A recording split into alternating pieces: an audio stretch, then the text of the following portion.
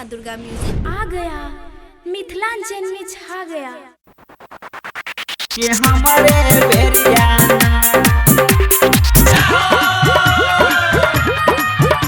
कि हमारे बेरियाना जो बाबा दादा हम बेरियो कि हमारे बेरियाना कि हमारे बेरियाना।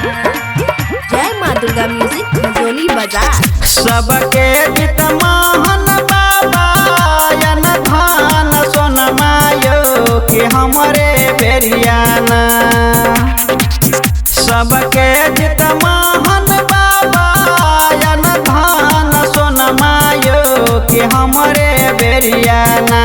यो बाबा कत्ता डाकनु के लिए यो कि हमारे बेरियाना। यो बाबा कत्ता डाकनु के लिए यो कि हमारे बेरियाना। यो बाबा कत्ता डाकनु के लिए यो कि हमारे बेरियाना कि हमारे बेरियाना कि हमारे बेरियाना।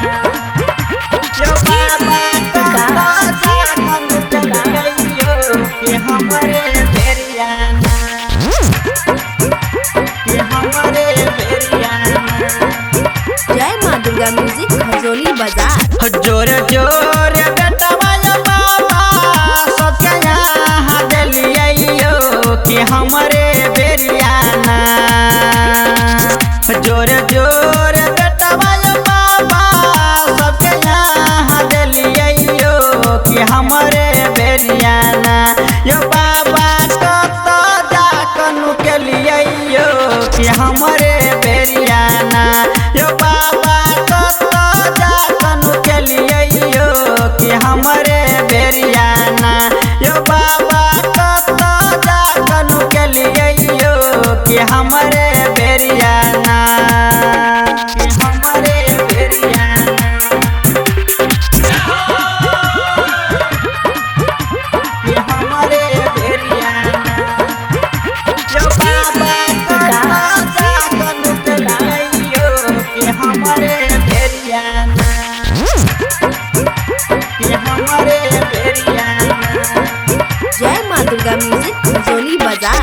जोर जोर झाँप या बाबा प्रकाश ले नठारियो के बरिया खोलू ना।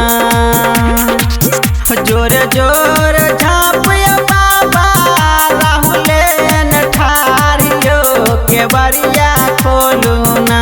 यो बाबा गावे राम कुमारियो के बरिया खोलू ना।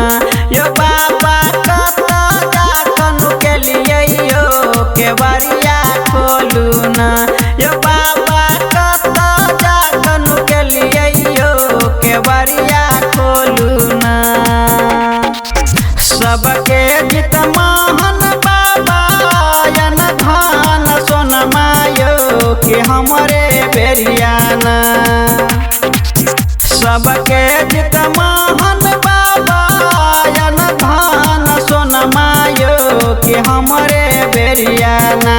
यो बाबा कत्ता डाकनु के लिए यो कि हमारे बेरियाना। यो बाबा कत्ता डाकनु के लिए यो कि हमारे बेरियाना। यो बाबा